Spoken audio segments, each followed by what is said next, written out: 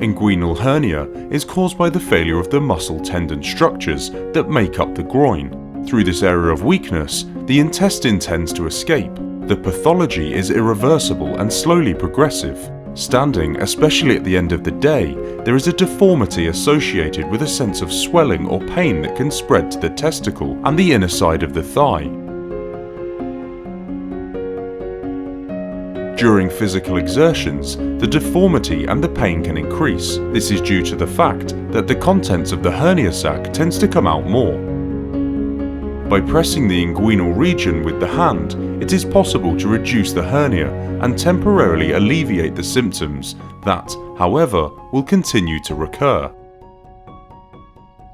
If the herniated intestine is no longer reduced, it can go against ischemia and necrosis. This is one of the most serious complications of inguinal hernia and is called a strangulated hernia. Sometimes, the hernial throttling occurs unexpectedly and without warning. Sometimes it happens after intense physical exertions. For this reason, sports or heavy work until surgery is not recommended.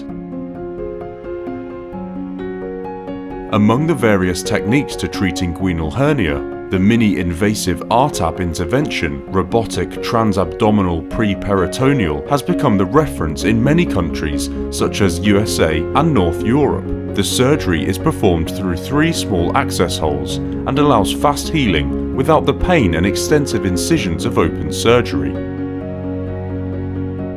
Dr. Darecchio has the largest clinical experience in Italy with the highest number of patients operated and performs these interventions in centres of excellence equipped with the latest generation of robotic technology.